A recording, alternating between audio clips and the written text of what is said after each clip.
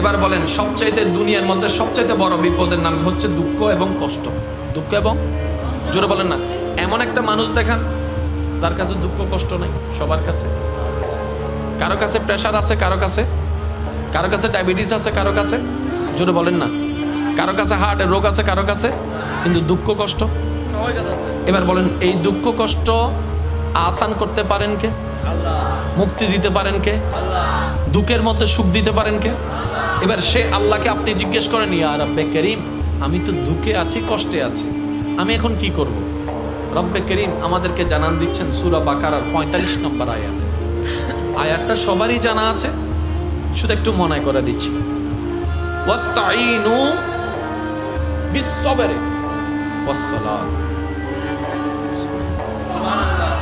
হে আমার বান্দা, যখনই তোমার কাছে বলা, মুসিবত, বিপদ, কষ্ট আসবে, সাথে সাথে তুমি পাগলামি করিও না, অস্থির হয়ে যেও না, নার্ভাস হয়ে যেও না, স্থির হও, স্থির হও, স্থির হও, ধৈর্য ধরো, রিল্যাক্স হও।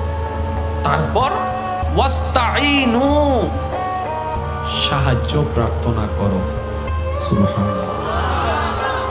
বিপদ তোমার কাছে, সাহায্য আমি রবের কাছে চাও। এবার এতটুক বলে রব শেষ করে দিতে পারতেন, কিন্তু রব আমাদের উপর কত দয়াবান, আমাদেরকে পদ্ধতি পর্যন্ত শিখাই দিচ্ছেন। আল্লাহ কিভাবে সাহায্য চাইবো?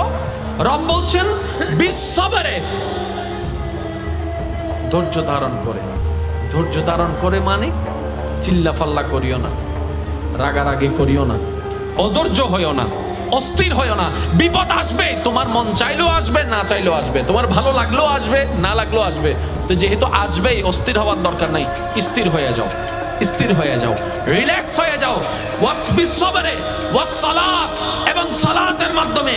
হে আমার বান্দা, মনে রাখবা, ওয়া ইন্নাহা লাকাবীরাতুন, ওয়া ইন্নাহা লাকাবীরাতুন ইল্লা আলাল খাশিন। আমি যেটা বলছি, স্থির থাকা, নীরব থাকা, রিল্যাক্স থাকা, এটা সবার পক্ষে সম্ভব নয়, এটাও আমি তোমাকে জানাই দিচ্ছি। কিন্তু যারা আমি আল্লাহকে ভালোবাসে, যারা বিনয়ী, যারা নম্র, যারা ঈমানদার, তাদের জন্য বিষয়টা কঠিন নয়, সহজ। সুবহানাল্লাহ।